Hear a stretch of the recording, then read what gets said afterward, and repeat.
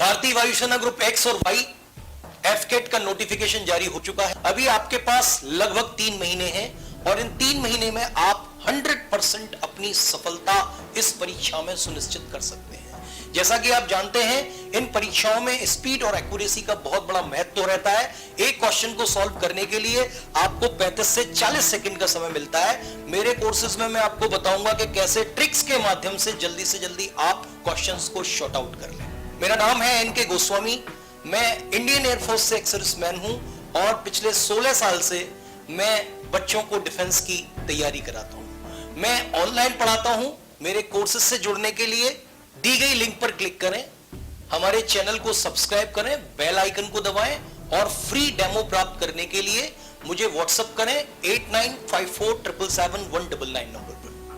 जल्दी करें क्योंकि इन कोर्स के लिए लिमिटेड सीट्स ही अवेलेबल है।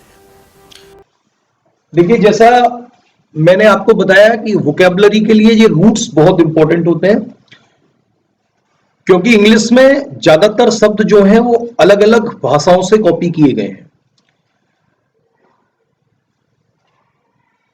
आप जानते हैं कि हिंदी भाषा से भी बहुत शब्द कॉपी किए गए हैं, ग्रीक से भी किए गए हैं, रोमन से भी किए गए हैं। तो अगर आपको एक रूट का मतलब पता चल जाए तो उसके बेसिस पर आप हजारों मीनिंगों को सेंस आउट कर सकते हैं। पॉप शब्द इंग्लिश में कहीं भी आ जाए, इसका मतलब पीपल से संबंधित होता है, लोगों से संबंधित होता है।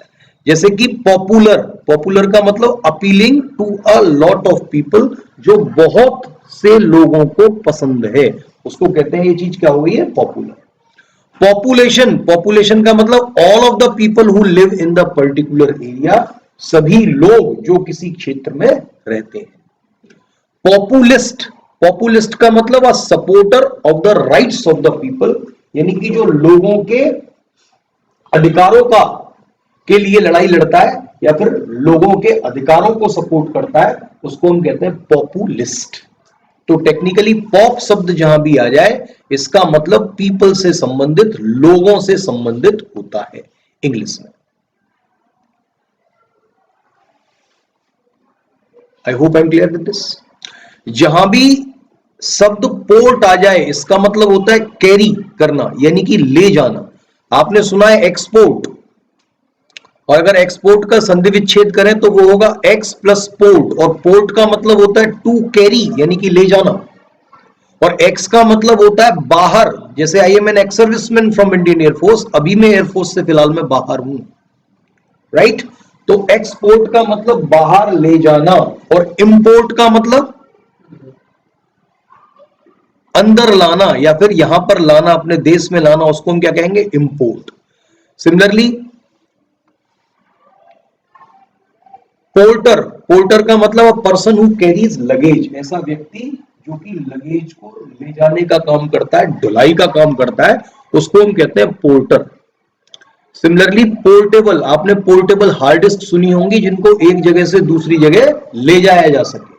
पोर्टेबल का मतलब एबल टू बी कैरीड, जिसको एक जगह से दूसरी जगह ले जाया जा सके, उस डिवाइस को हम कहते हैं it is a portable device, यानी it can be moved from one place to another, इसको एक जगह से दूसरी जगह ले जाया जा सकता है। तो इंग्लिश में पोर्ट शब्द कहीं भी आए मोटा मोटा, उसका मतलब कैरी करना होता है, उसका मतलब ले जाना होता है। एक मैंने और शब्द आपको बताया, transport. You might have heard about the word transport. Trans का मतलब होता है एक जगह से दूसरी जगह, और पोर्ट का मतलब होता है ले जाना। ट्रांस का मतलब एक जगह से दूसरी जगह, और पोर्ट का मतलब ले जाना, उसको हम क्या बोलते हैं, ट्रांसपोर्ट। सिमिलरली आपने पढ़ा होगा ट्रांजैक्शन, और ट्रांजैक्शन क्या होता है, एक्ट शब्द जहां भी आ जाए, इसका मतलब होता है टू डू, यानी कि करना। जैसे कि आपने सुना होगा एक्टिविटी, एक्टिविटी का मतलब जो एक्टिविटी की जाती है। सिमिलरली एक्टिवेशन सुना होगा, डीएक्टिवेशन सुना होगा, एक्शन सुना होगा। तो एसीटी का मतलब होता है करना, और ट्रांस का मतलब एक जगह से दूसरी जगह। तो ट्रांजैक्शन आप जानते हैं, ट्रांसपेरेंट जानते हैं, ट्रांसलेशन जानते हैं, राइट। तो ट्रांस आए, इसका मतलब एक जगह से दूसरी जगह, और पोर्ट का मतलब होता है ले जाना, ट्रांसपोर्ट। ट्रांसपोर्टर सुना है? पोर्टर का मतलब ले जाने वाला, ट्रांस का मतलब एक जगह से दूसरी जगह ले जाने वाला, उसको हम बोलते हैं ट्रांसपोर्टर। कोई दिक्कत इन शब्दों में? अगला शब्द आता है पीओएस शब्द, जहां भी आ जाए इसका मतलब प्लेस करना या पुट करना होता है। जैसे कि डिपोजिट, डिपोजिट का मतलब टू प्लेस और ड्रॉप समथिंग, किसी चीज को कहीं सुरक्षित रख देना या ड्रॉप कर देना, उसको कहते हैं डिपोजिट करना, यानी कि जमा करना। एक्सपोज, कहते हैं ना एक्सपोज हो गया, तो एक्सपोज तो यानी कि to place out into the open for all to see. कोई अगर एक्सपोज हो जाती है, एक्स का मतलब अवे फ्रॉम, एक्स का मतलब बाहर, तो टू प्लेस आउट यानी किसी चीज को बाहर प्लेस कर देना जिससे कि सभी लोग ओपन में देख सकें, तो उसको कहते हैं एक्सपोज करना। पोजीशन, मैं इस पोजीशन में नहीं हूं कि यहां से जा सकूं, तो पोजीशन का मतलब the place where someone is, वो स्थान जहां पर कोई है उसको हम कहते हैं उसकी पोजीशन, स्थिति। क्लियर? अगला शब्द है पोस्ट। पोस्ट का मतलब होता है बाद में और बिहाइंड। पोस्टमार्टम आपने सुना होगा, you might have heard about the word postmortem, यहां नहीं लिखा हुआ।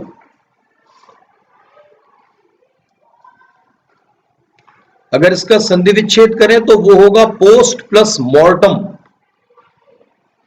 और मॉर्टम शब्द जहां भी, मॉर्ट शब्द जहां भी आ जाए इसका मतलब डेथ से संबंधित होता है, यानी कि मृत्यु से संबंधित होता है।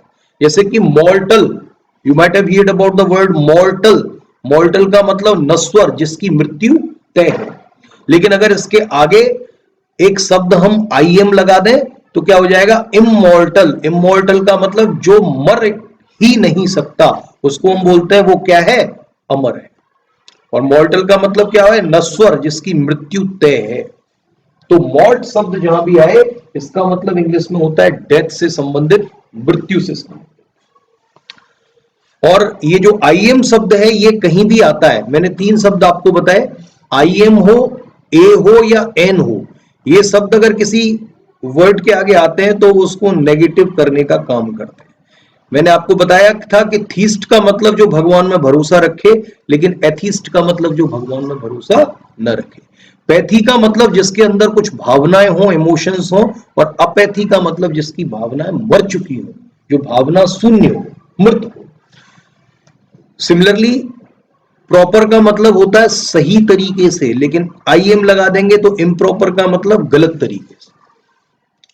मॉर्टल का मतलब होता है नश्वर, लेकिन आईएम लगा देंगे तो इमॉर्टल का मतलब होता है अमर।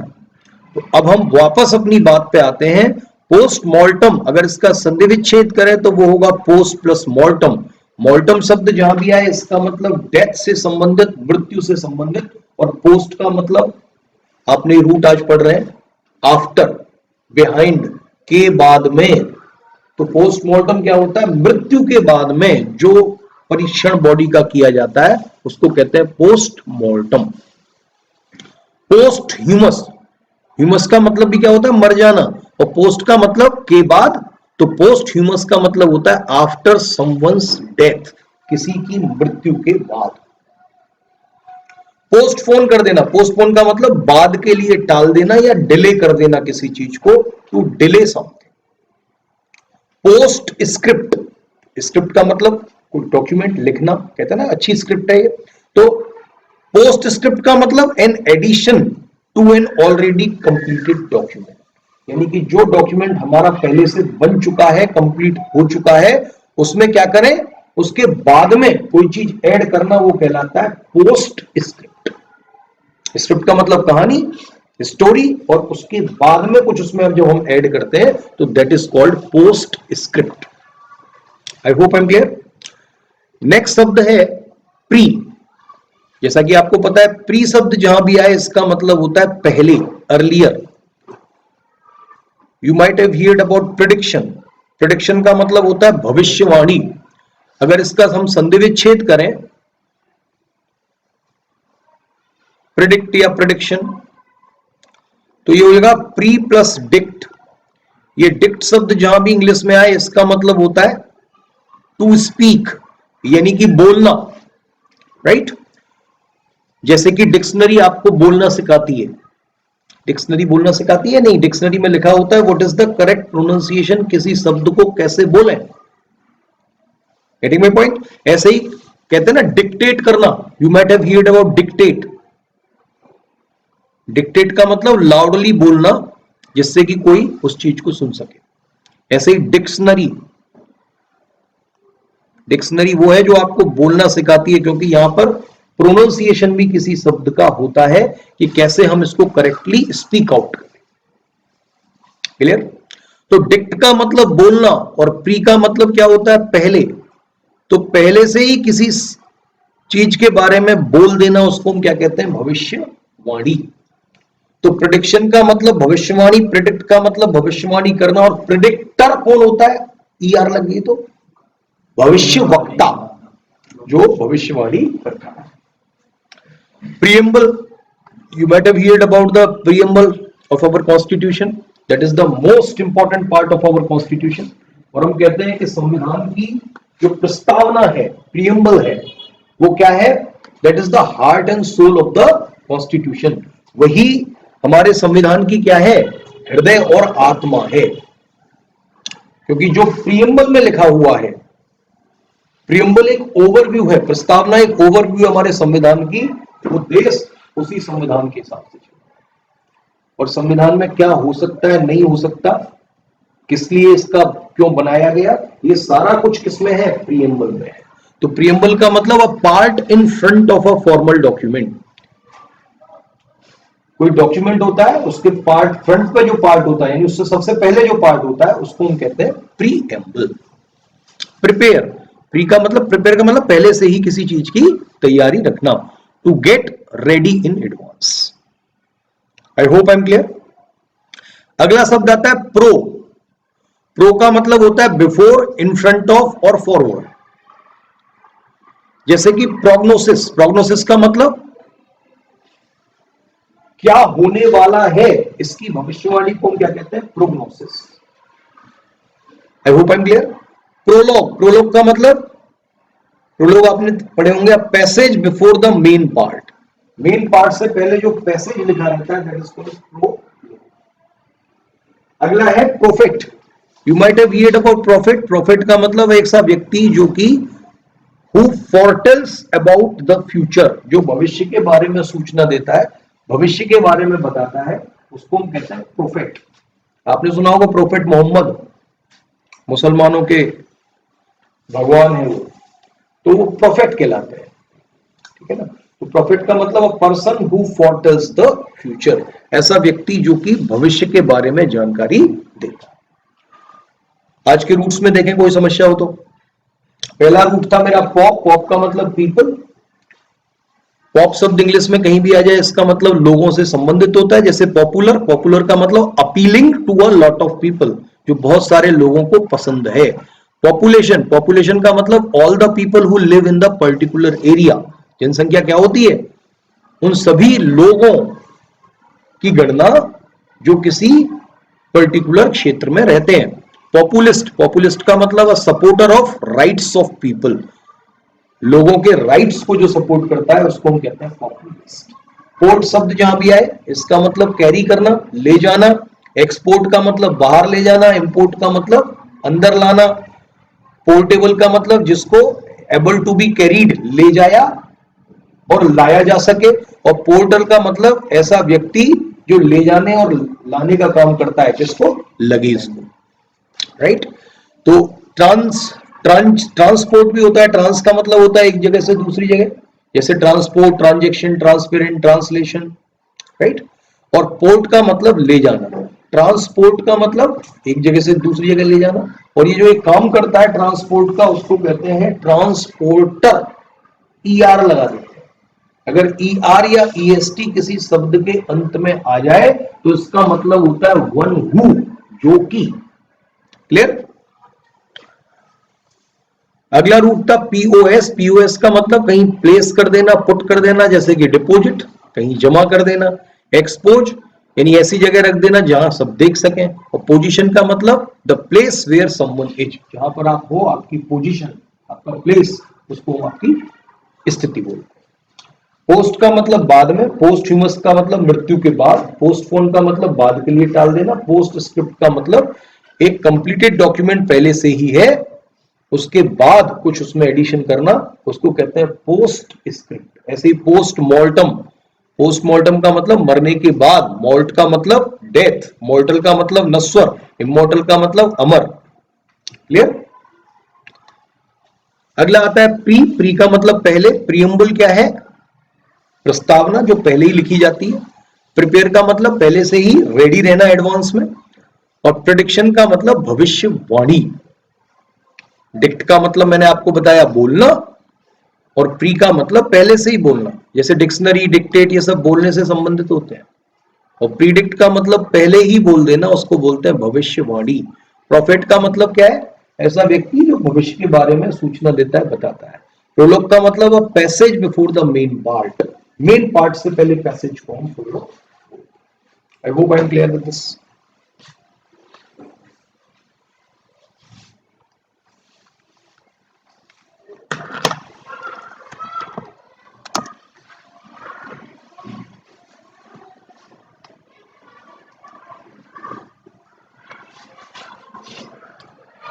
आज हम बात करेंगे एडवर्ब्स की।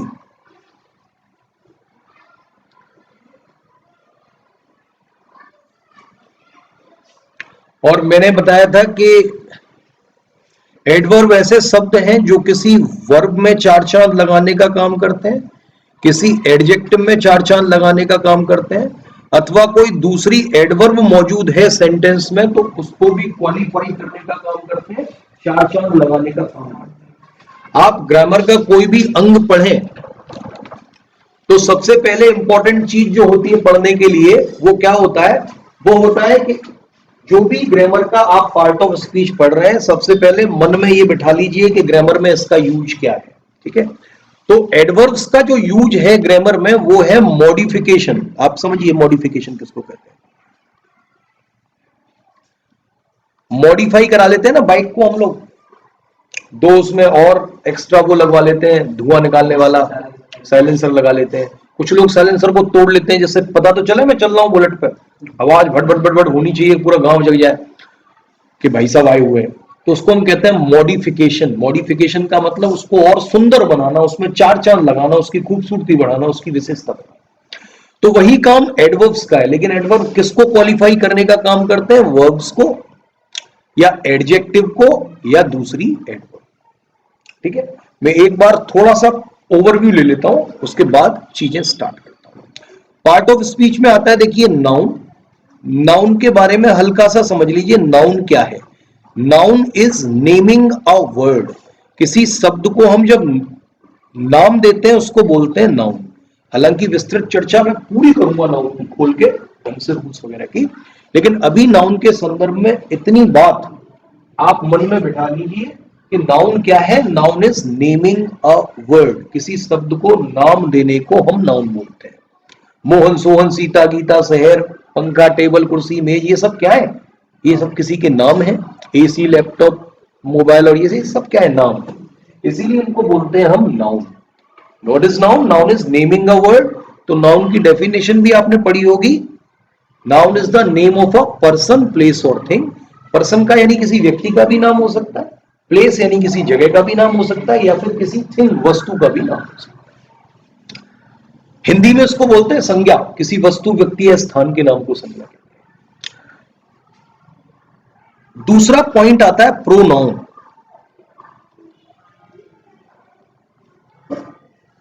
और प्रोनाउन का मतलब ऐसा शब्द जिसका हम नाउन के स्थान में प्रयोग करते हैं उसको कहते हैं प्रोनाउन।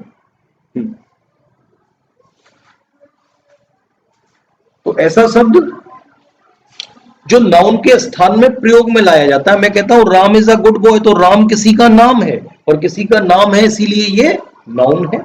लेकिन अगर मैं कहता हूं he gets up early in the morning, वो सुबह बड़ी जल्दी जग जाता है। He respects his parents and teachers,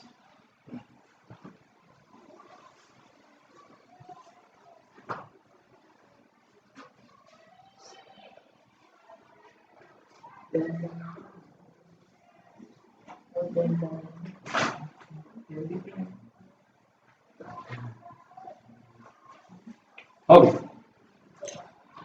दूसरा पॉइंट है he respects his parents and teachers. वो अपने पेरेंट्स का और टीचर का बड़ा सम्मान करता है। ये ही है कौन? राम ही तो है, लेकिन राम के नाम के स्थान पर शब्द का प्रयोग किया जा रहा है, इसीलिए इसको क्या बोलता हूं? प्रोनाउन। तो pronoun is a word which is used in place of a noun. ऐसे शब्द जो इनका नाउन के स्थान में प्रयोग में लाए जाते हैं उनको कहते हैं प्रोनाउन। और अगर इसका संधि विच्छेद करें तो क्या होगा? Pro plus noun. प्रो का मतलब समर्थक, मैं मोदी समर्थक हूं, आई एम प्रो मोदी, कोई शर्म की बात नहीं है। और प्रोनाउन का मतलब जो नाउन का समर्थन करता है। नाउन का समर्थन का मतलब नाउन की पूरी जगह ले लेते हैं। अगर आप बहस करोगे तो मैं तो पूरी मोदी की जगह ले लूंगा ना, मोदी की जरूरत ही नहीं है। मोदी के दिमाग में उतने तथ्य नहीं होंगे, उतने तथ्य मैं आपको दे दूंगा, सोचने को मजबूर कर दूंगा क्यों वो अच्छा प्रधानमंत्री है। ये मोदी को नहीं पता होगी मैं क्यों अच्छा प्रधानमंत्री हूं, लेकिन उसके समर्थक क्या है? उसका पक्ष ले लेते, उसकी जगह काम करते हैं। तो प्रो का मतलब समर्थक, सपोर्टर, और नाउन का मतलब संज्ञा, किसी का नाम। तो प्रोनाउन ऐसे शब्द हैं जो नाउन के स्थान में प्रयोग में लाए जाते हैं। तीसरी जो चीज आती है वो आती है adjectives.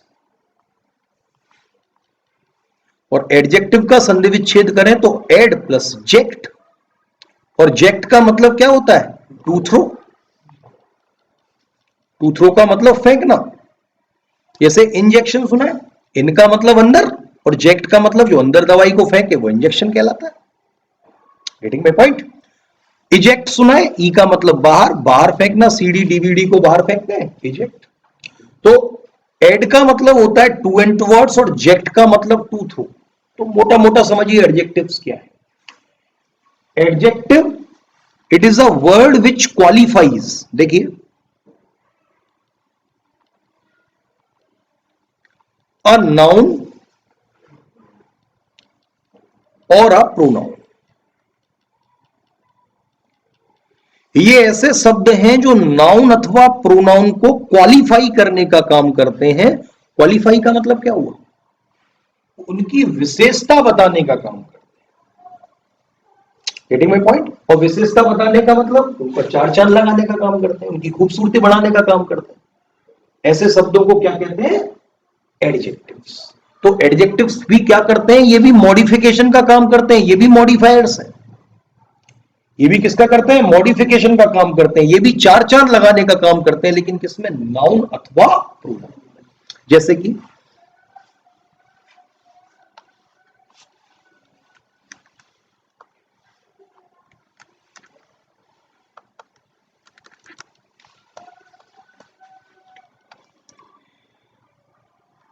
He is tall, young and handsome. अब देखिए तीनों शब्द, ये किसकी विशेषता बता रहे हैं? ये शब्द सारे ही की विशेषता बता रहे हैं। वो एक लंबा लड़का है, ये लड़के की विशेषता है या नहीं? तो ये क्या है? एडजेक्टिव। यंग है भाई वो, तो एडजेक्टिव। बड़ा हैंडसम है, ये भी क्या है? एडजेक्टिव। और ये किसकी विशेषता बता रहे हैं? ही की। और ही क्या है?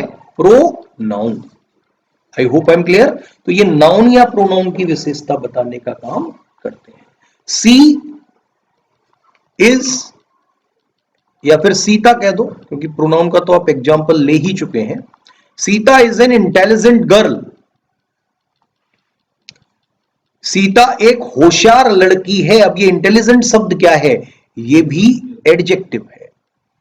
इट इज एन एडजेक्टिव, क्योंकि ये सीता की विशेषता बता रहा है, और सीता क्या है? नाउन। तो एडजेक्टिव हुए क्या? आपको समझ में आया? ऐसे शब्द जो नाउन या प्रोनाउन में चार चांद लगाने का काम करते हैं, उनको मॉडिफाई करने का काम करते हैं, ब्यूटीफाई करने का काम करते हैं, क्वालिफाई करने का काम करते हैं, उनको एडजेक्टिव। ठीक है। अब एडवर्ब, जो कि आज का मेरा विषय है,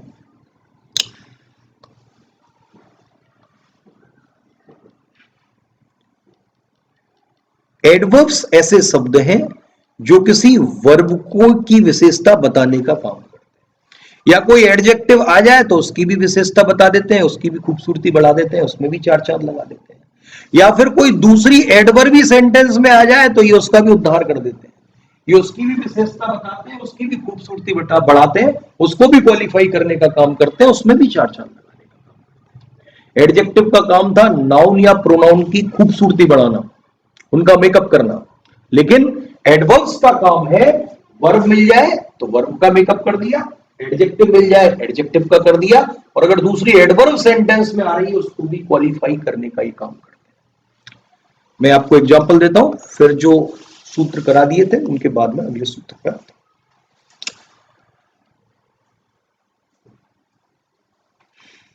अब देखिए ऊपर वाला ही सेंटेंस देखिए, Sita is very intelligent girl. Sita बहुत होशियार लड़की है, यानी सीता की जो होशियारी की डिग्री है वो बहुत ज्यादा क्या है, हाई है। अभी इंटेलिजेंट शब्द क्या है, एडजेक्टिव। एडजेक्टिव का काम है सीता की विशेषता बताना, लेकिन एक तो होता है होशियार और एक होता है बहुत होशियार है। एक तो सुंदर, एक अति सुंदर, बहुत सुंदर है वो तो भाई, गेटिंग माय पॉइंट। तो होशियार क्या हुआ, एडजेक्टिव, लेकिन बहुत इसके आगे लग गई तो ये क्या हुई, एडवर्ब। ये वेरी क्या कर रही है, इंटेलिजेंट की विशेषता बता रही है, होशियार नहीं, बहुत होशियार। तो ये बहुत शब्द क्या कर रहा है, इंटेलिजेंसी की विशेषता बता रहा है, इसीलिए ये एडवर्ब होना चाहिए। घोड़ा तेज दौड़ता है, द हॉर्स रन्स क्विकली। और क्विकली क्या है, एडवर्ब। देखिए बहुत सारे, मैंने कहा था कि यहां कुछ रटने पिटने की जरूरत नहीं है इंग्लिश में, और हिंदी के हिसाब से तो बिल्कुल खतरा है। अगर सीखा है ना तो 1-1.5 महीने की यहाँ ढंग से क्लास लो, वो मैं सबने तुम्हारे सूत्रों को तोड़ ताड़ के सही कर दूंगा। हम बहुत सारे ऐसे शब्द हैं जिनका एडवर्ब के रूप में भी प्रयोग करते हैं, प्रीपोजिशन के रूप में भी प्रयोग करते हैं। लेकिन प्रीपोजिशन का मतलब होता है प्री प्लस पोजिशन, इसकी पोजीशन किसी से पहले हो। हालांकि ये बात भी गलत है, प्रीपोजिशन से हम सेंटेंस को एंड भी कर सकते हैं, शुरुआत भी कर सकते हैं, तो जिसमें घुसेंगे लंबी चर्चा है। हम अभी के लिए शॉर्ट चर्चा क्या कर लेते हैं भाई, कि आपको मोटी मोटी चीजें पता होनी चाहिए। हम किसी शब्द को प्रीपोजिशन की तरह भी प्रयोग कर सकते हैं, एडवर्ब की तरह भी सेम शब्द को प्रयोग कर सकते हैं, लेकिन एडवर्ब का काम क्या है, मॉडिफिकेशन। एडवर्ब का काम क्या है, चार चांद लगाना, किसमें, वर्ब में या एडजेक्टिव में या एडवर्ब। अगर विशेषता बताने का काम कर रही है तो वो क्या होगी, एडवर्ब, और पोजीशन बताने का काम कर रही है तो क्या होगी, वो प्रीपोजिशन। तो इसीलिए घबराने की जरूरत नहीं है, ठीक है। तो ये जो क्विकली शब्द है किसकी विशेषता बढ़ा है, दौड़ने की। और दौड़ना क्या है, वर्ब है या नहीं है, तो बताओ भाई ये वर्ब में चार चांद लगा रहा है या नहीं। घोड़ा दौड़ता ही नहीं है, घोड़ा तेज दौड़ता है। ये तेज शब्द क्या कर रहा है, इसके दौड़ने में चार चांद लगा रहा है, और दौड़ना क्या है, वर्ब, तो ये वर्ब की विशेषता बता रहा है। तो एडवर्ब कैसे शब्द हैं जो वर्ब की विशेषता बताते हैं, जो एडजेक्टिव की विशेषता बताते हैं, और अगर एक एडवर्ब सेंटेंस में मौजूद है उसको भी क्वालिफाई करने का काम करते हैं।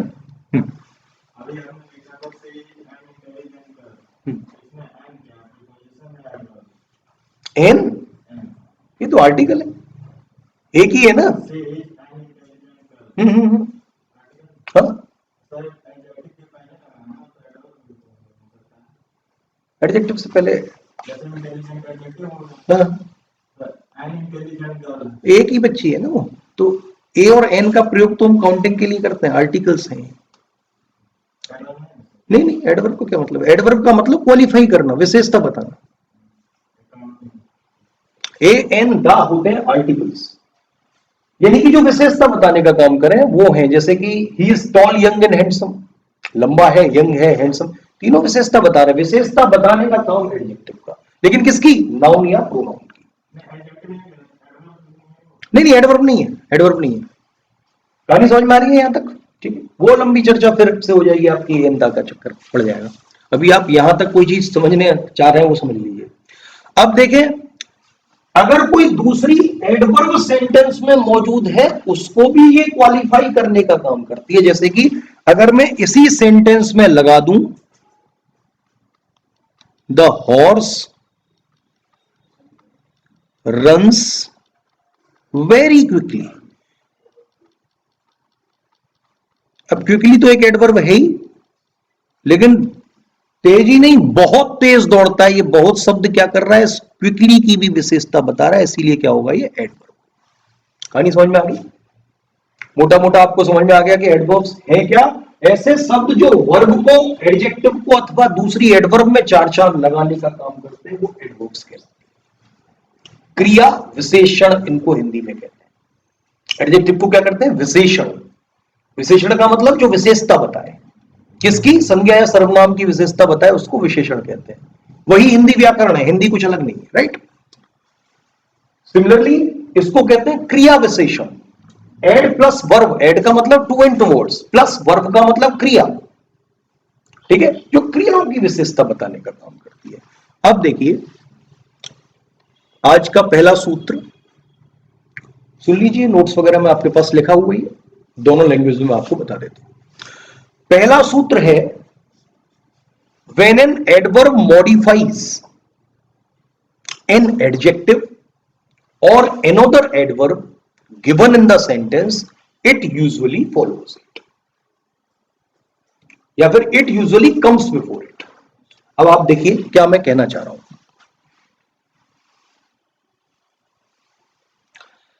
अगर हमारी एडवर्ब किसी एडजेक्टिव में अथवा दूसरी एडवर्ब में चार चांद लगाती है तो it usually comes before it, तो ये हमेशा उससे पहले आती है। तो मैंने क्या बोला था, when an adverb modifies, when an adverb modifies, जब एक एडवर्ब चार चांद लगाती है किसमें, एन एडजेक्टिव और another adverb given in the sentence, जब हमारी एडवर्ब किसी एडजेक्टिव में अथवा दूसरी एडवर्ब जो सेंटेंस में दी गई है उसमें चार चांद लगाती हैं, उसकी विशेषता बताती हैं, तो it usually comes before it, तो ये हमेशा उससे पहले आती है। जैसे कि ये वेरी क्या आया, पहले आया। इंटेलिजेंट क्या था, एडजेक्टिव, उसको क्वालिफाई कौन सा कर रहा था, वेरी, तो इससे पहले आया। वहां पे क्विकली एडवर्ब थी और उसको क्वालिफाई कौन कर रहा था, वेरी, तो वेरी इससे पहले आया। कहानी समझ में आ गया? सूत्र को समझने में कोई दिक्कत? नोट्स में लिखा हुआ है तो इसीलिए लिखने में भी टाइम वेस्ट करने की आपको जरूरत नहीं है, नोट्स में आप देख लीजिएगा सूत्र को। लेकिन समझ में आ गया मैं कहना क्या चाह रहा हूं? क्या कहता है पहला सूत्र, जब हमारी एडवर्ब किसी एडजेक्टिव अथवा दूसरी एडवर्ब में चार चांद लगाती है, उसको क्वालिफाई करती है, मॉडिफाई करती है, विशेषता बताने का काम करती है, जैसे भी आप समझना चाहें, तो उसकी पोजीशन हमेशा उससे पहले रहती है। अभी देखिए ये एडजेक्टिव है और एडवर्ब की पोजीशन इससे क्या है, पहले है। ये एडवर्ब को क्वालिफाई कर रही है, इसकी पोजीशन क्या है, इससे।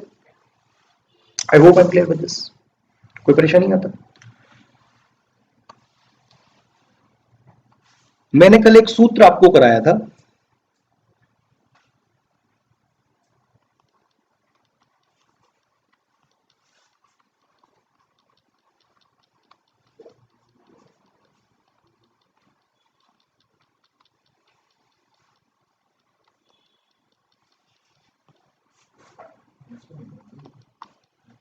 Hold your horses.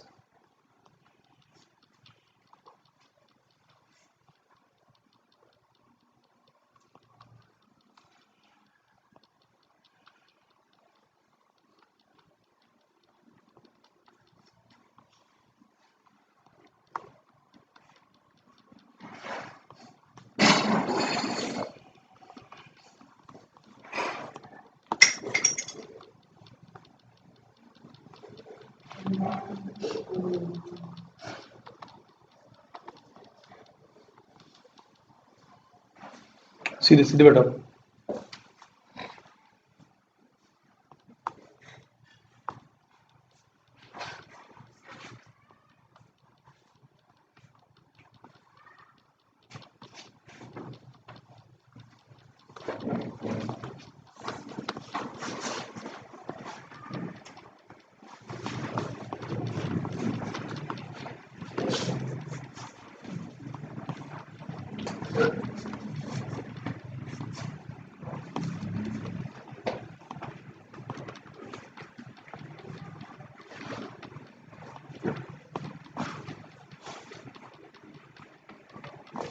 समझिए क्या मैंने कराया था।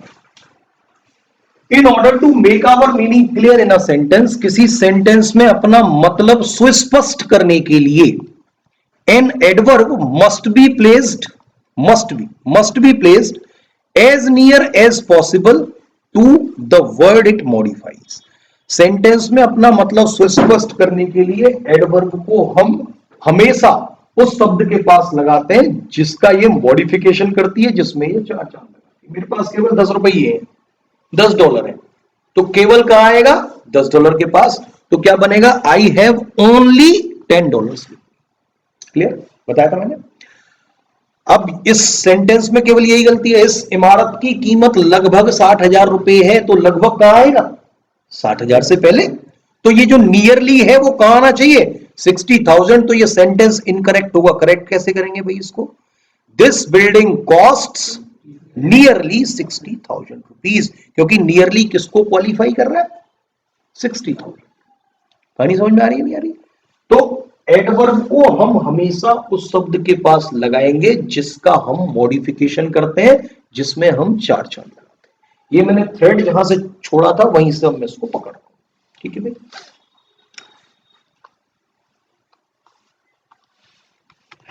देखो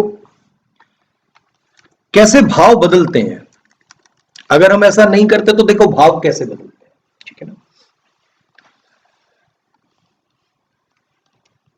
only, adverb only should be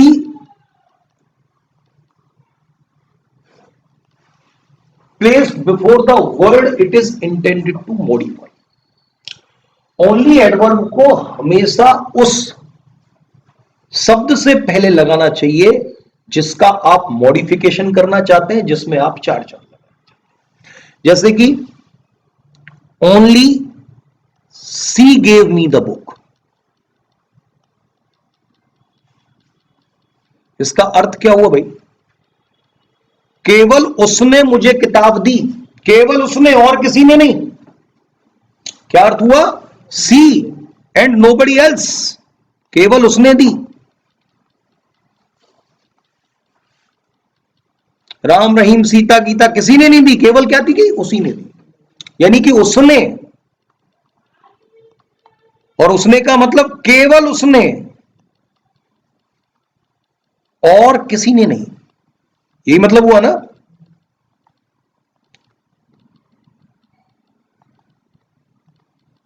लेकिन अगर मैं इस ओनली की पोजीशन यहां ना लगा के बुक से पहले लगा दूं, और मैं इसी सेंटेंस को यह बना दूं कि सी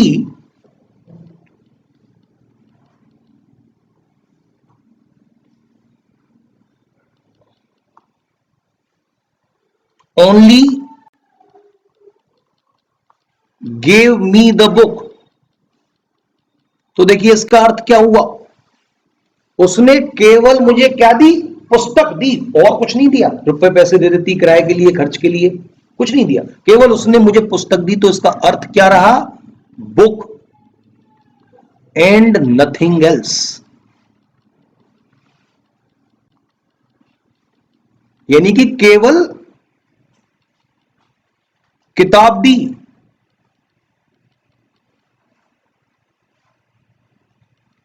और कुछ नहीं दिया।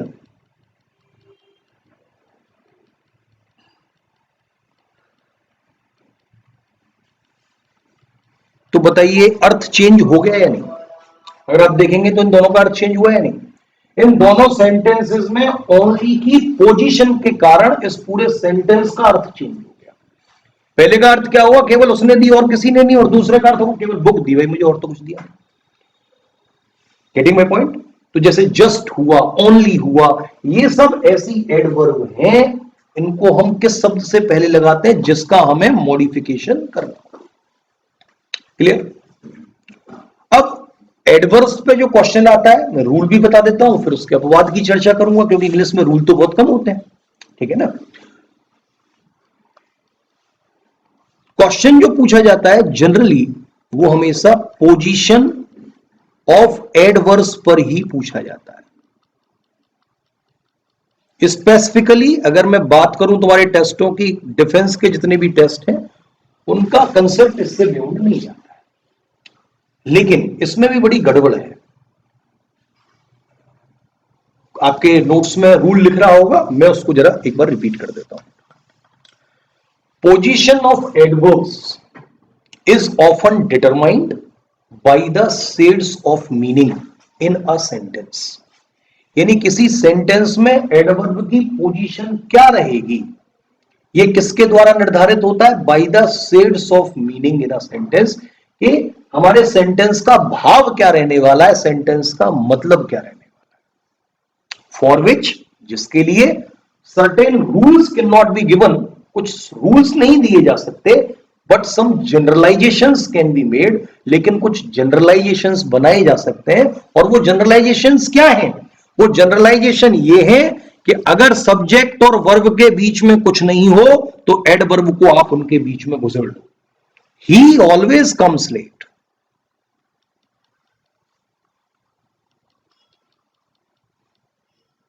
आपको पता है कि सिंपल प्रेजेंट में और सिंपल पास्ट में सब्जेक्ट और वर्ब के बीच में कुछ भी नहीं रहता, तो आप एडवर्ब को कहां लगा सकते हैं? उनके बीच में। तो पोजीशन ऑफ एडवर्ब के बारे में मैंने क्या बात बताई, सबसे पहले आपको ये समझ में आया? जो बेसिक बताया, तुम रूल्स नोट कर लेना अपने नोट्स से, जो आपको नोट्स और बुक मिली है उनसे आप देख लेना। रूल क्या है? पोजीशन ऑफ एडवर्ब, एडवर्ब की जो पोजीशन है वो सेंटेंस में, सेंटेंस की मीनिंग क्या रहने वाली है इसके द्वारा निर्धारित होती है, जिसके लिए कुछ रूल्स नहीं दिए जा सकते, लेकिन कुछ जनरलाइजेशंस बनाए जा सकते हैं। जनरलाइजेशन का मतलब जनरली हम ये करते हैं, और जनरली क्या करते हैं? सब्जेक्ट वर्ब के बीच में कुछ नहीं, आप फेल दो एडवर्ब को बीच में। क्लियर? और अगर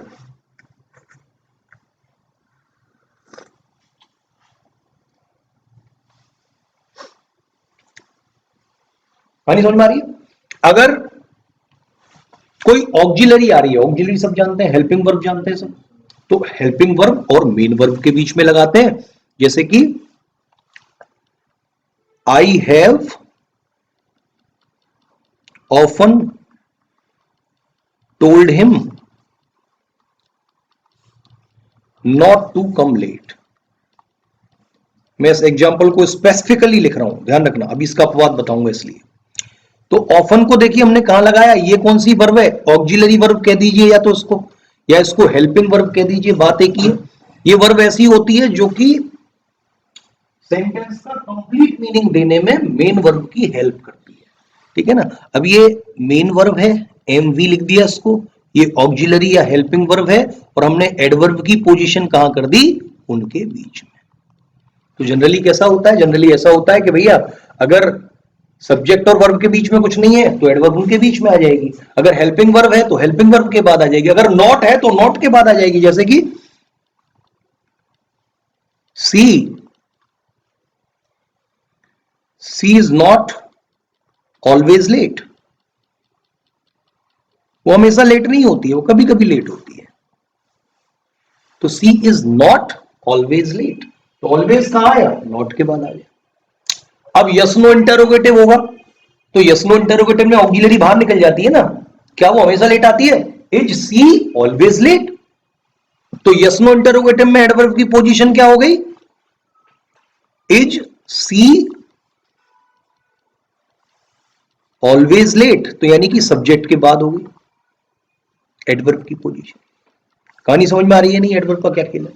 अगर सब्जेक्ट और वर्ब के बीच में कुछ नहीं है तो जनरली हम उसके बीच में लगा देते हैं, और अगर ऑक्सिलरी या हेल्पिंग वर्ब आ रही है, कोई मॉडल आ रहा है, उसके बाद लगा देते हैं, नॉट आ रहा है तो नॉट के बाद लगा देते हैं, और यस नो इंटरोगेटिव में सब्जेक्ट के बाद लगा देते हैं। जनरली हम ऐसा करते हैं। क्लियर?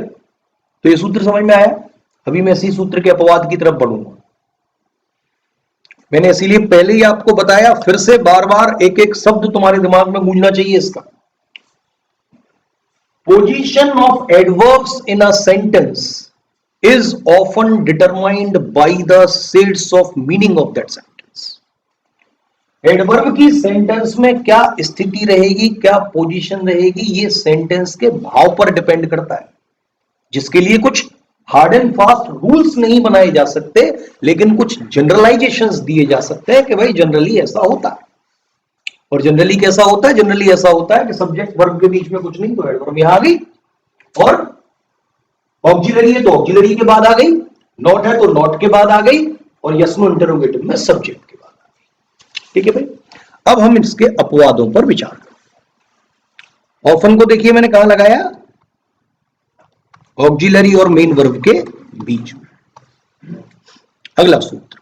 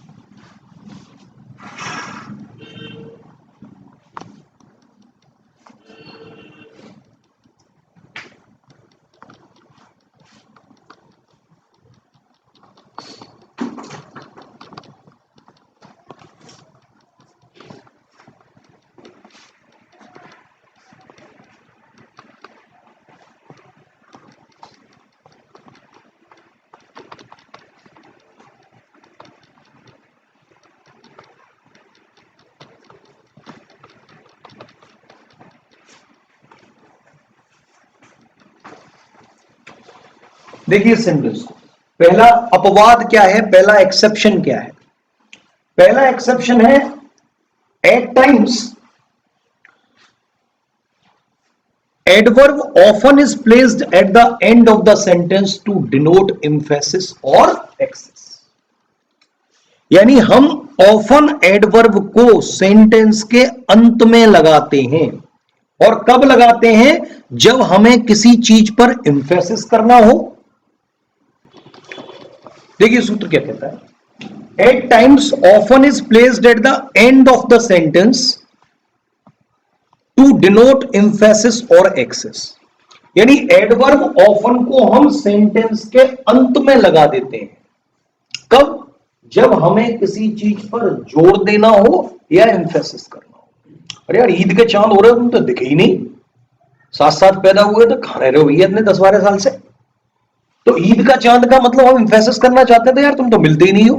तो देखो, I don't see my friend often as he lives in a remote village. I do not see my friend often as he lives in a remote village. इसका अर्थ हुआ कि भैया तुम तो ईद के चांद हो, पता नहीं कहां पे दूर दराज गांव में रहते हो, मिल ही नहीं पाते हो, इतने साल बाद मिल रहे हो, तो मैं जोर दे रहा हूं। तो अगर आप किसी चीज पर एम्फेसिस कर रहे हैं, जोर दे रहे हैं, अधिकता के साथ, प्रेशर के साथ अपनी बात कहना चाहते हैं, तो आप ऑफन को सेंटेंस के अंत में लगाएंगे। पहला अपवाद, बताओ समझ में आया नहीं? आ गया? यही काम हम नेवर को सेंटेंस की शुरुआत में लगा के करते हैं, जैसे कि never is placed at the beginning of a sentence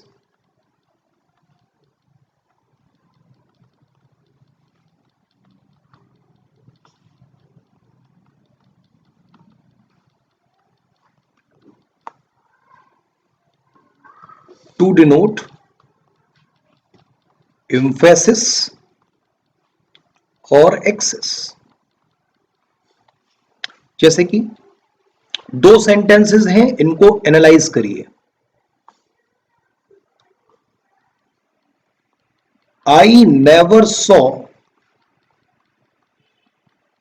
such an accident. ऐसा एक्सीडेंट साहब मैंने कभी नहीं देखा। चलो अब देख लिया, बात खत्म। लेकिन अगर आपने भूल के नेवर को सेंटेंस की शुरुआत में लगा दिया और आपने क्या बना दिया, never did I see such an accident,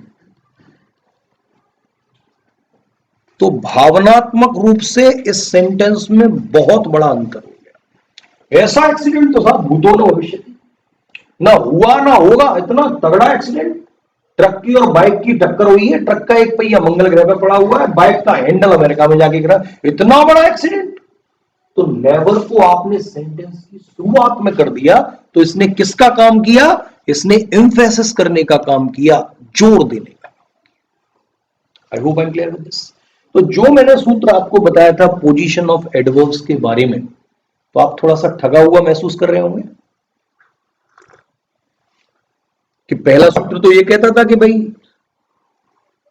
subject और वर्ब के बीच में लगाइए, लेकिन यहां तो सर आपने पहले भी लगा दिया और ऊपर वाले केस में मैंने एंड में भी लगा दिया। तो इसीलिए ये सूत्र अपने मन की किसी ग्रंथि में बिठा लो कि पोजीशन ऑफ एडवर्ब, यानी एडवर्ब की पोजीशन सेंटेंस में क्या रहेगी, इसके लिए कोई हार्ड एंड फास्ट रूल नहीं है, केवल जनरलाइजेशंस हैं, और ये पूर्णतः सेंटेंस के भाव पर डिपेंड करती है कि एडवर्ब की पोजीशन सेंटेंस में क्या रहेगी। Is it clear?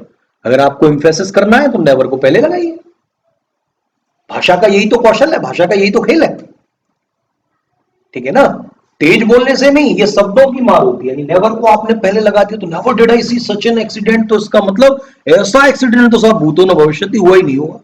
जब ट्रक का पहिया मंगल ग्रह पर पड़ा हुआ है, ऐसा एक्सीडेंट तो देखा ही नहीं होगा।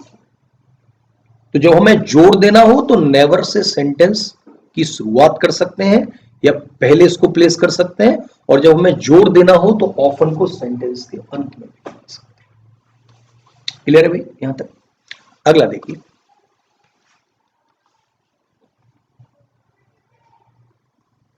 हार्ड,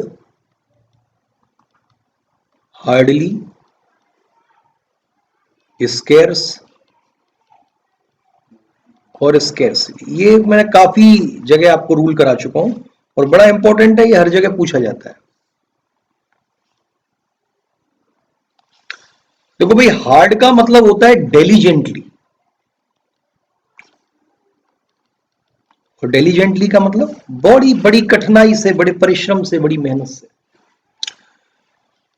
इसका मतलब क्या होता है? डेलीजेंटली, और इसके साथ साथ एक और चीज याद रखिए, and it follows the verb.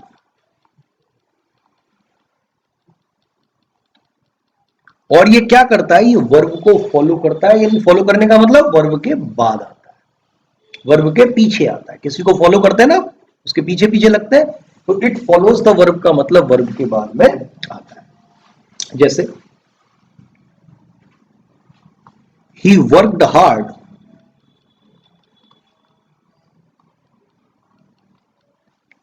To make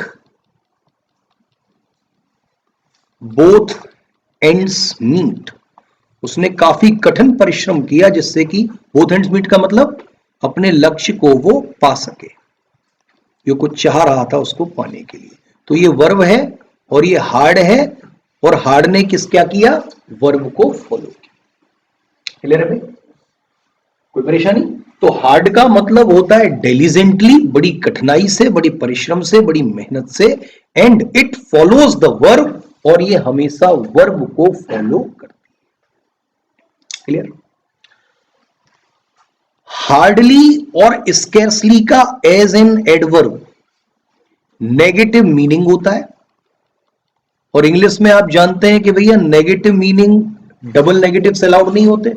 तो जब इनका खुद ही मीनिंग नेगेटिव होता है एज एन एडवर्ब, तो पहली चीज हार्डली और स्केर्सली के बारे में ध्यान रखने वाली बात यह है, don't use not with them.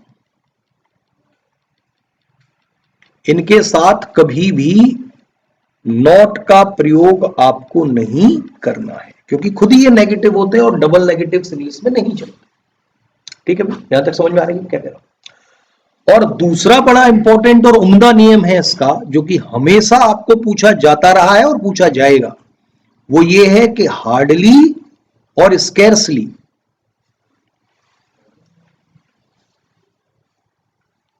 इनके बाद हमेशा वहन आता है और देन कभी भी नहीं आता। वहीं नो सूनर के बाद हमेशा देन आता है और वहन कभी भी नहीं आता। ये बड़ा इंपॉर्टेंट नियम है जो कि आपको याद रखना है, कई बार आपको पूछ लेगा। ठीक है भाई? और स्केर्स का मतलब होता है not plentiful.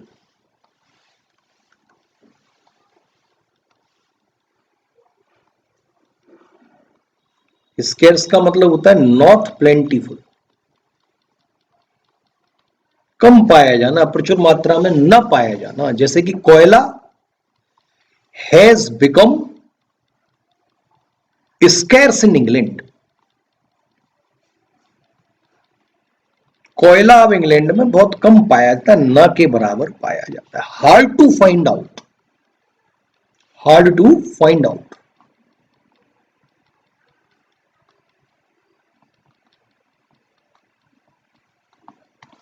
I hope I am clear with this. कोई परेशानी भाई इसमें हो तो बताइए।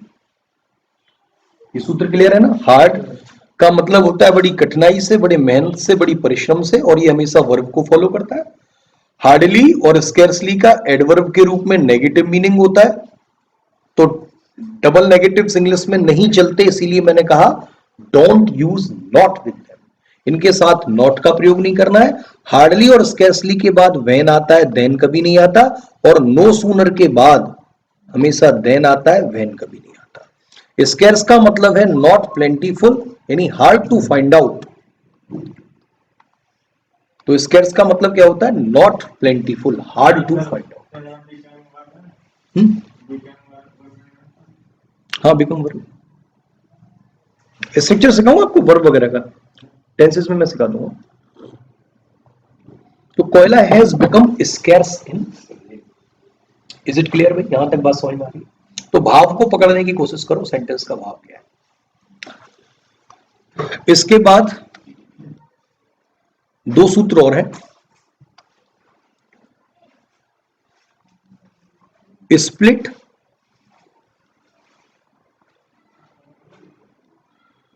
इन्फिनिटिव। देखिए, सबसे पहले समझिए कि इन्फिनिटिव किसको कहते हैं। टू के बाद हमेशा वर्ब की फर्स्ट फॉर्म आती है, और इस स्ट्रक्चर को इन्फिनिटिव बोला जाता है generally. To go, to jump, to kill, to मरना, टू गिरना, टू खाना, टू पीना, ये सब क्या है? इन्फिनिटिव। और स्प्लिट का मतलब तोड़ना, जैसे स्प्लिट एसी लगा हुआ, एसी को तोड़ दिया दो भागों में। इसका जो एग्जॉस्ट है वो ऊपर लगा हुआ है, और ये एसी नीचे लगा हुआ है, इसलिए तो इसको स्प्लिट एसी बोलते हैं। एक तो पूरा एसी आता है, विंडो एसी, तो उसको तो स्प्लिट नहीं बोलते ना, क्योंकि वो टूटा हुआ नहीं है। इधर से ठंडी फेंकेगा, पीछे से वो गर्म फेंकेगा। लेकिन यहां अगर इस एसी की देखेंगे तो ये ठंडी फेंकेगा, लेकिन जो उसका ब्लोवर है, यानी कि जो एग्जॉस्ट है वो बाहर लगा हुआ है, वो गर्म फेंकेगा। इसीलिए इसको क्या बोलते हैं? तोड़ दिया गया है। स्प्लिट का मतलब टूट जाना, स्प्लिट का मतलब टूट जाना, और इन्फिनिटिव का मतलब टू और वर्ब की फर्स्ट फॉर्म का। तो स्प्लिट इन्फिनिटिव का सूत्र कहता है कि एडवर्ब कभी भी इन्फिनिटिव को नहीं तोड़ती है। अगर कोई इन्फिनिटिव सेंटेंस में आ रहा है तो एडवर्ब सेंटेंस के अंत में चली जाती है, लेकिन कभी यह गुस्ताखी नहीं करेगी कि वो इन्फिनिटिव को तोड़ दे। राइट? इतनी पावर उसके हाथ में नहीं होती। जैसे कि they refused to do the work quickly. उन्होंने तुरंत काम करने से मना कर दिया। तो टू डू हमारा क्या है? इन्फिनिटिव। और आप जानते हैं कि ये इन्फिनिटिव कभी भी अपने बीच में एडवर्ब नहीं लेगा, और इन्फिनिटिव आ रही है तो इसीलिए मैंने एडवर्ब को कहां विदा कह दिया? अंत में भेज दिया। तो ये नियम है स्प्लिट इन्फिनिटिव का। स्प्लिट का मतलब तोड़ना, इन्फिनिटिव का मतलब टू और वर्ब की फर्स्ट फॉर्म का कॉम्बिनेशन। Is it clear? तो ये कभी तोड़ा ताड़ी नहीं करती है, सीधी एंड में चली जाती है। देखें,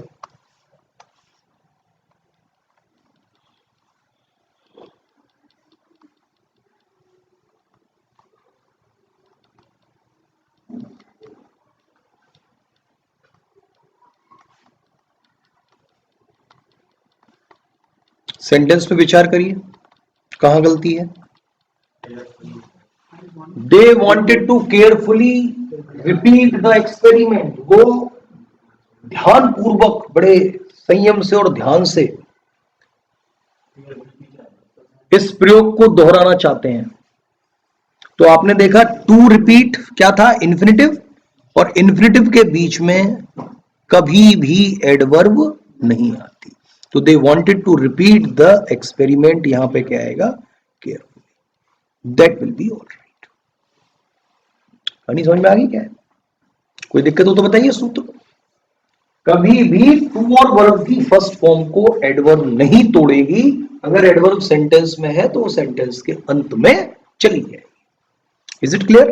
कोई डाउट इसमें? और लास्ट सूत्र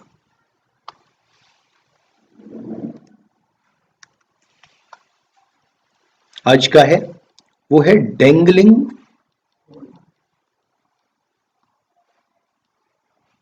modifier.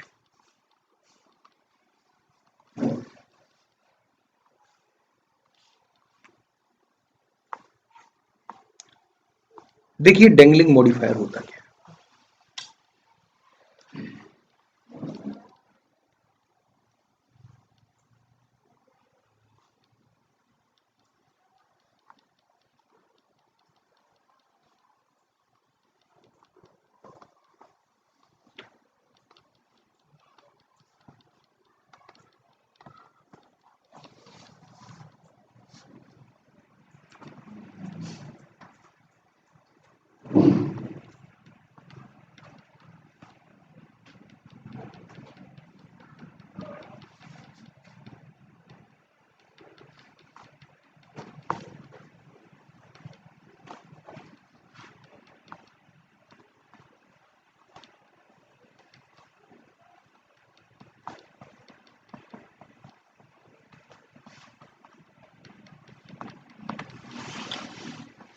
Understood subject in the introductory phrase must be same as the subject in the main clause।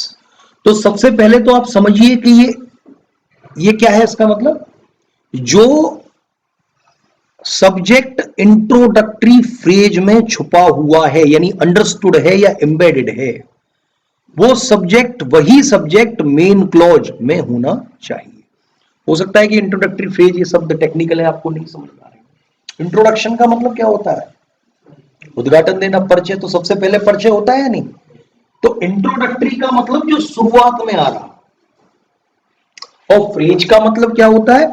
ऐसे शब्दों का समूह जिसकी एक मीनिंग होती है लेकिन उसमें कोई डेफिनेट वर्ब नहीं होती और न ही कोई सेंटेंस होता है,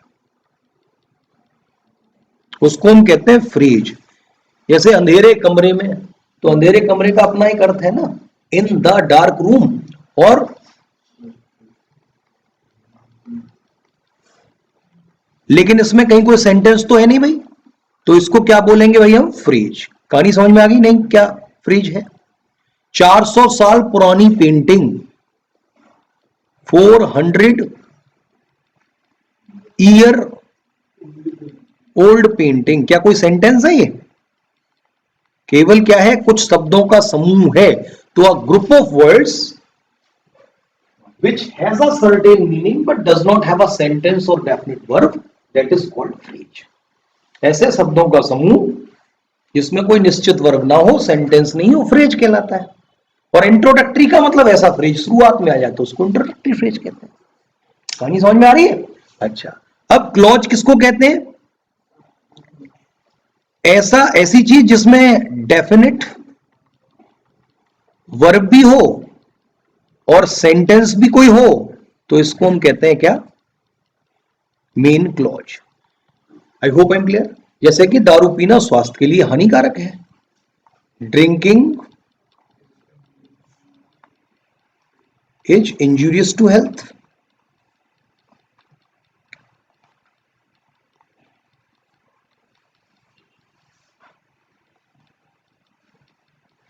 ठीक है भाई?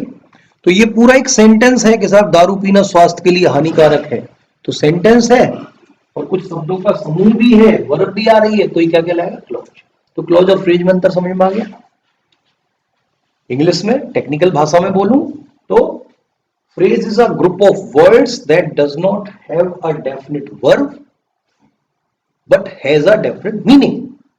अंधेरे कमरे में इसका एक अर्थ है, 400 साल पुरानी पेंटिंग का भी एक अर्थ है, घड़ी की ओर देखकर इसका भी एक अर्थ है, लेकिन ये अपने आप में सेंटेंस तो नहीं है।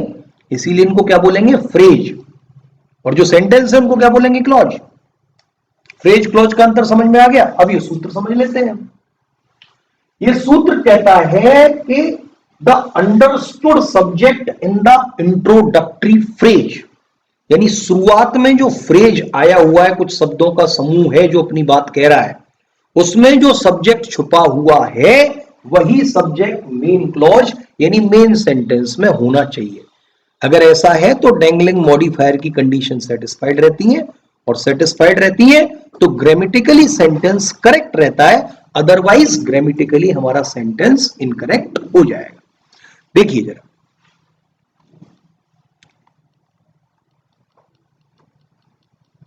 Looking at his watch,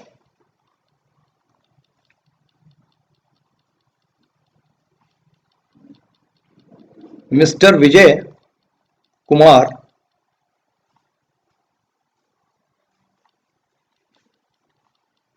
got up and left, उठे और चले गए। ठीक है भाई। लुकिंग एट हिज वॉच क्या है भाई, घड़ी की ओर देखकर कोई सेंटेंस तो है नहीं, तो ये क्या है, फ्रेज है, और शुरुआत में आ रहा है, इसीलिए क्या बोलेंगे, इंट्रोडक्टरी फ्रेज। ठीक है भाई, कहानी समझ में आ रही है। और ये तो पूरा सेंटेंस है, मिस्टर विजय कुमार उठे और चले गए, तो ये क्या है, मेन क्लॉज कह लो या फिर इसको मेन सेंटेंस कह लो। कहानी समझ में आई है नहीं यहां तक। अब सूत्र क्या कहता है, इसमें जो सब्जेक्ट छुपा हुआ है इंट्रोडक्टरी फ्रेज में, लेफ्ट हैंड साइड में, लेफ्ट हैंड साइड में क्या छुपा हुआ है भाई, किसने अपनी घड़ी की तरफ देखा, who looked at his watch, किसने घड़ी की तरफ देखा, आंसर आता है मिस्टर विजय कुमार, यानी सब्जेक्ट इसका कौन सा है, इसमें जो छुपा हुआ है पहले में, विजय कुमार। कहानी समझ में आ रही है। कौन उठा और चला गया, who got up and left, कौन उठा और भाग गया, आंसर आता है मिस्टर अगेन विजय कुमार, यही उठे और भाग गए। ठीक है भाई। अब आप देखिए, इसमें जो सब्जेक्ट छुपा हुआ है वही इसमें छुपा हुआ है, तो इसका मतलब सेंटेंस हमारा सही है, डेंगलिंग मॉडिफायर की कंडीशन सेटिस्फाइड है। कहानी समझ में आ गई। और देखें,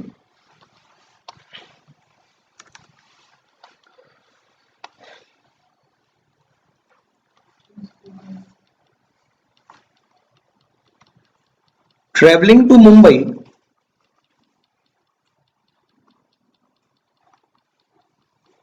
Nalini injured her leg, Mumbai की यात्रा करते समय नलिनी की टांग टूट गई। Who was travelling to Mumbai, कौन जा रहा था भाई Mumbai, Nalini. Who injured her leg, किसकी टांग टूटी, नलिनी की। तो वही ऊपर वाली बात, ये जो इंट्रोडक्टरी फ्रेज है, ट्रेवलिंग टू मुंबई क्या है, फ्रेज है या नहीं है, मुंबई की यात्रा के दौरान कोई सेंटेंस तो है नहीं, लेकिन मुंबई की यात्रा इसका अपने एक अर्थ होता है, तो ये फ्रेज हुआ, स्टार्टिंग में आ रहा है तो क्या हुआ, इंट्रोडक्टरी फ्रेज। इसमें सब्जेक्ट कौन सा छुपा हुआ है, नलिनी, किसकी टांग टूटी, ये मेन क्लॉज है, मेन सेंटेंस है, नलिनी की। तो इसका मतलब डेंगलिंग मॉडिफायर की कंडीशन सेटिस्फाइड है, जो लेफ्ट हैंड साइड में सब्जेक्ट है वही राइट हैंड साइड में, इसीलिए ग्रामर के रूल्स में कोई दिक्कत नहीं है सेंटेंस को सही है। क्लियर। और देखिए,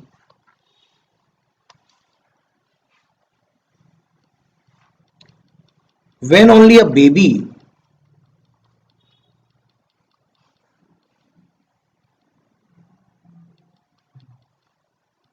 my mother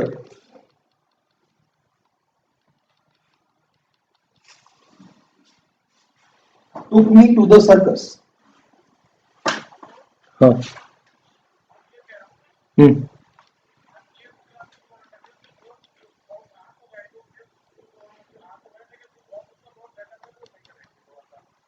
श्योर, ठीक है, ठीक। राइट। जब मैं बच्चा था तो मेरी मम्मी मुझे सर्कस ले जाती थी। तो जब मैं बच्चा था, व्हेन ओनली अ बेबी, कोई सेंटेंस तो है नहीं, क्या है? फ्रेज है, शुरुआत में आ रहा है, इसीलिए कौन सा फ्रेज है? इंट्रोडक्टरी फ्रेज है। बच्चा कौन था भाई? मैं। सर्कस कौन ले जाता था? मेरी मम्मी। अब ये तो भाई बात गलत हो गई ना, अभी मैंने आपको सूत्र पढ़ाया है, डेंगलिंग मॉडिफायर की कंडीशन सेटिस्फाइड ही नहीं है। वो कहती है जो सब्जेक्ट यहाँ वो यहाँ होना चाहिए, इसीलिए सेंटेंस क्या है? गलत है। कहानी समझ में आ रही है नहीं? क्या करेक्ट होना चाहिए? जब मैं बच्चा था, व्हेन ओनली अ चाइल्ड, या फिर व्हेन ओनली अ बेबी, जब मैं बच्चा था, I was taken to the circus by my mother. अब चेक करें भाई, बच्चा कौन था? मैं। सर्कस किसे ले जाया जाता था? मुझे। यानी कि डेंगलिंग मॉडिफायर की कंडीशन सेटिस्फाइड है। जो इंट्रोडक्टरी फ्रेज में सब्जेक्ट छुपा हुआ है वही मेन क्लॉज में है, तो सेंटेंस परफेक्टली करेक्ट। तो आपको मैंने बताया था ना, एक्टिव पैसिव में हर चीज की मतलब एक्टिव पैसिव नहीं बना देना। एक्टिव पैसिव के भी नेम होते हैं, और मैंने कहा active voice is more common than passive voice. Active voice passive voice से बहुत अधिक कॉमन है, लेकिन पैसिव का स्ट्रक्चर भी करेक्ट माना जाता है, और कभी कभी हम इसको प्रेफर भी करते हैं। अब आप देखिए यहां पे प्रेफर कर रहे हैं या नहीं? पैसिव वॉइस से ही तो हमारा सेंटेंस सही हो पाया। तो पैसिव वॉइस का मैंने कहां प्रयोग बताया था? जब हमारा कार्य करते के अते पते नहीं है तो पैसिव वॉइस बना दी। जब किसी कार्यकर्ता के किसी काम को जिसने किया अते पते नहीं है, तो उसमें आप क्या कर सकते हैं? पैसिव का स्ट्रक्चर प्रयोग में ला सकते हैं। क्लियर? जैसे ये चर्च 16वीं शताब्दी में बना, अब किसने बनाया पता तो नहीं है ना। तो this church was built in 16th century. Cancer का इलाज संभवतः किसी वैज्ञानिक के द्वारा, किसी अज्ञात वैज्ञानिक के द्वारा लेबोरेटरी में खोजा जाएगा। तो the cure of the cancer will probably be discovered by some unknown scientist in the laboratory. कैसा स्ट्रक्चर? पैसिव। तो जब कार्यकर्ता नहीं हो, ज्ञात ही नहीं है कौन कार्य करता है, तो क्या बनाएंगे? Passive voice. लेकिन वो अलग विषय है, यहां पे आपको आज तक की चर्चा में कोई चीज पूछनी